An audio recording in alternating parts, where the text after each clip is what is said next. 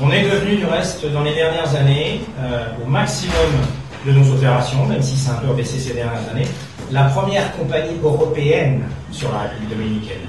Quand vous faites certaines années 14 vols par semaine avec des avions de 360, 400 places sur la République dominicaine, vous êtes dans des dimensions de transport touristique qui dépassent de très loin une grande partie de tout le cinéma qu'on peut se faire sur un certain nombre de destinations. Et pourquoi la République dominicaine a autant marché? Je pense que c'est une valeur qu'on doit garder en tête. On vit dans un monde extrêmement dangereux. La carte bleue XL Airways cette année, c'est un groupe d'Europe, c'est le COMEX XL Airways. C'est un hommage au Bataclan.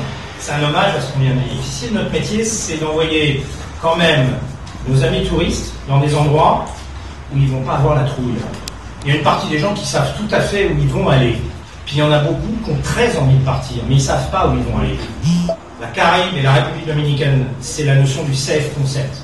On est dans un monde qui n'a jamais, et c'est un drame pour notre génération, on est dans un monde qui n'a jamais été aussi stressant, jamais aussi dangereux. On voit touristiquement des pays qui sont des pays frères, des pays amis, où on a partagé la culture, qui sont en train de s'effondrer.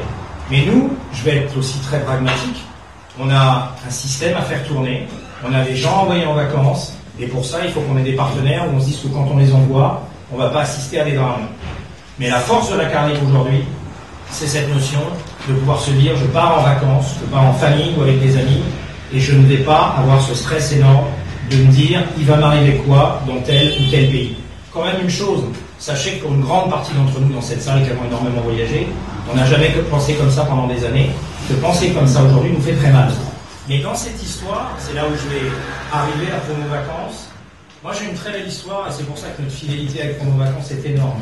J'ai une très belle fidélité avec Promo Vacances parce que au début des années 2000, je fais partie d'un très grand groupe qui s'appelle Nouvelle Frontière Corsair, structure intégrée. Et puis j'ai deux mecs de 30 ans qui viennent me voir et qui me reçoivent dans une cabine immonde avec des dossiers partout dans la même rue où ils sont toujours, du reste où vous avez tous été au moins une fois. Et vous vous demandez comment les mecs arrivent à travailler, mais ils y arrivent, la preuve en est, ils sont pratiquement numéro 1 aujourd'hui.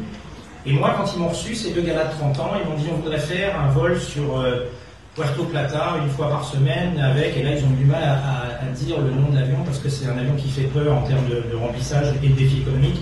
On voudrait le faire, et les deux mecs bégayent un peu en 747. Et là, ces deux mecs m'ont plu. Et donc je leur ai fait confiance, on a signé un contrat. À l'époque, c'était bien les contrats d'une page. Aujourd'hui, ils en font 400, on a vachement de mal à les signer. Et quand on a fait ce contrat ensemble, je suis rentré, assez content d'avoir signé cette opération avec deux mecs dans lesquels je croyais. Et là, je me suis fait pourrir par l'encadrement de Nouvelle Frontière qui m'a dit comment tu as vendu un 747 sur Puerto Plata à 2 godelureaux dans une cave dont on ne sait même pas s'ils seront là dans 3 semaines. Je leur ai dit oui, c'est ça le futur pour moi. De mon propre groupe, c'est ça. J'avais été voir Maillot, je lui avais dit ces deux mecs-là, on en reparlera dans 10 ans parce qu'ils ont une niaque. Et puis il y a un truc qui m'emmerde, ils travaillent plus que nous. C'est toujours vrai du reste. Hein. J'ai croisé Folco récemment qui m'a dit il me restait le dimanche, mais avec Fram, j'ai plus le dimanche. Donc je trouve ça sympathique, mais ça prouve aussi l'énorme puissance de travail de cette équipe. Donc il faut se dire qu'elle est un des outils de fierté du développement du tourisme français, qu'elle a même pris la place de certains qui font plus forcément le boulot, de rester populaire au niveau des vacances. C'est un élément fondamental. Et à partir de là, ces deux gars-là, ce qui m'avait permis de dire aux mecs de Nouvelle Frontière, qui étaient quand même juste le propriétaire des avions, vous savez, les deux mecs qui sont venus me voir avec leur câble, là, ils font voler les avions en semaine.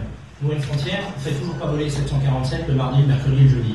Donc moi, quand je vois des mecs comme ça qui me font voler les avions en semaine, des avions qui vous appartiennent et qui ne m'appartiennent pas à moi, je pense que je vais signer des contrats. Donc là, on a changé de vitesse. On a eu un seul problème, c'est quand Alain Mendoza, que j'appelle Mendoza avec un Z, Mendoza ça m'a toujours agacé, et Folco Aloisi sont arrivés à l'aéroport pour leur premier vol. Ils ont vu que j'appelle Rico Bono pour des tas de raisons. Quand ils ont vu le 747, je vais être très trivial, ils ont juste fait dans leur froc en disant non, on n'a pas loué ça.